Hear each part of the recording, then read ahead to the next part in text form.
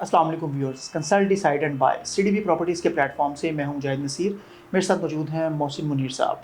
आज हम एपिसोड 4 के अंदर जो आप ही के कमेंट्स हैं, आप ही के क्वेश्चंस हैं, अगेन हमने टाइम लिया है मोहसिन भाई से और आज हम इनसे जानने की कोशिश करेंगे एक बहुत इंपॉर्टेंट टॉपिक के बारे में, जो कि हमारे एक बड़े ज़बरदस्त क्लाइंट्स हैं जो रेगुलर हमारे साथ चल रहे हैं, उनकी तरफ से आया है। क्या हाल है मोहसिन भाई? जी ठीक ठाक मैं भी अल्लाह का शुक्र। मोहसिन भाई अगेन बहुत शुक्रिया, आप टाइम My देते हैं। pleasure। मुझे पता है कोई कि मसला आपके ऊपर कंस्ट्रक्शन रिलेटेड बहुत सारी जिम्मेदारियाँ हैं। कोई इशू नहीं। मोहसिन भाई आज का जो क्वेश्चन है वो ये है कि धोखाधड़ी की इस दुनिया में प्रोफेशनल, ट्रस्टवर्दी और कैपेबल बिल्डर का इंतखाब कैसे करें? आप क्योंकि सर्टिफाइड हैं और आप मतलब बड़े अच्छे तरीके से टेक्निकल डिटेल्स, टेक्निकल ग्राउंड्स पे चीज़ों को डिस्कस करते हैं, तो मैं आपसे जानना चाहूँगा इसके लिए क्या पैरामीटर्स होने चाहिए? मुजाहिद भाई इसको बड़ा ब्रीफली मैं आपको आंसर करूँगा। आज के डिजिटल दौर में यकीन करें ये काम इंतहाई आसान है, प्रोवाइडेड कि आपकी डायरेक्शन ठीक हो, आप ठीक रास्ते पे चल रहे हो।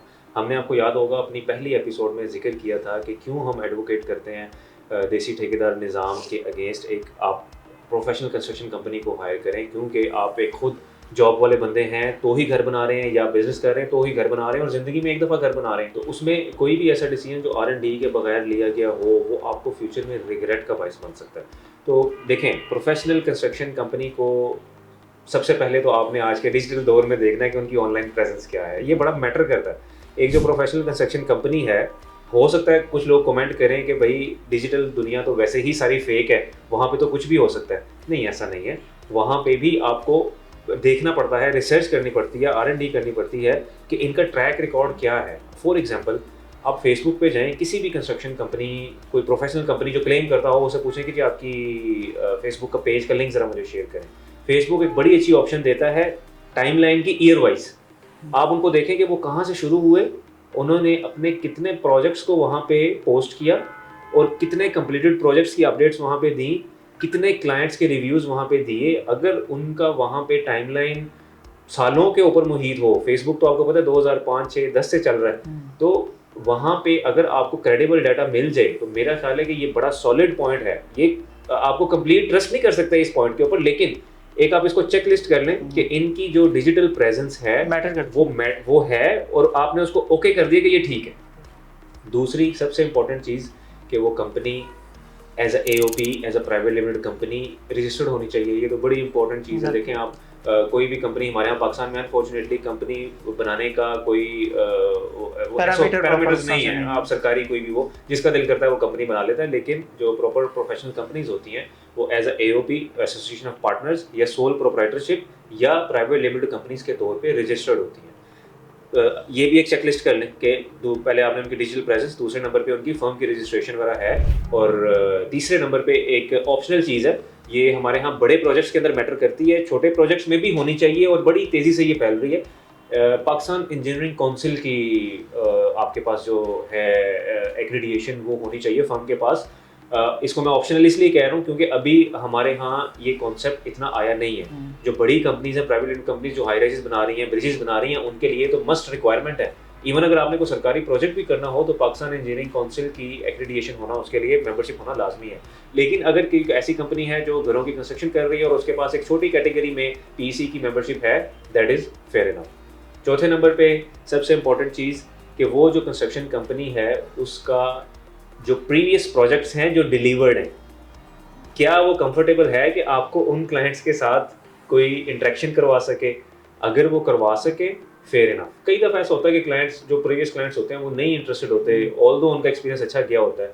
अगर ऐसा कोई केस हो तो जो उनके करंट रनिंग प्रोजेक्ट्स हैं, ये मैं बहुत इंपॉर्टेंट बात कर रहा हूँ, ये आपने, ये नंबर 1 इंपॉर्टेंट चीज़ है कि जो उनके करंट रनिंग प्रोजेक्ट्स हैं वो आपने लाजमी विजिट करने हैं, और उन विजिट्स के ऊपर आपने वहाँ पे कोशिश ये करनी है कि ग्रे स्ट्रक्चर के प्रोजेक्ट्स विजिट करें और वहाँ पे उनकी वर्कमैनशिप, ग्रे की अलहदा वर्कमैनशिप को आप रेट करें और फिनिशिंग की वर्कमैनशिप को अलहदा रेट करें। फिफ्थ, एक और बड़ा इंपॉर्टेंट पॉइंट कि उस कंपनी से जब आप कोटेशन लेते हैं तो उनकी डॉक्यूमेंटेशन कितनी प्रोफेशनल है। देखें, आप कंस्ट्रक्शन के बड़ी स्टेजेस होती हैं।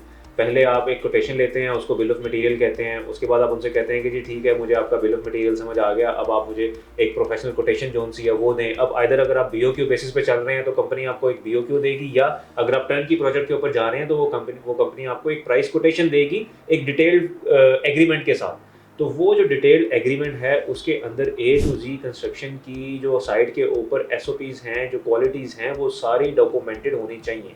आपके पेमेंट शेड्यूल्स मेंशन होने चाहिए, आपकी टाइमलाइंस मेंशन होनी चाहिए, आपकी डिटेल आप में इवन आपकी प्लस्तर किस रेशो का होगा, आपकी चिनाई किस रेशो की होगी, आपकी स्लैब के अंदर जो कंक्रीट यूज़ हो रही होगी वो किस क्वालिटी की होगी, वो मेंशन होनी चाहिए, उसको मेक श्योर करना चाहिए।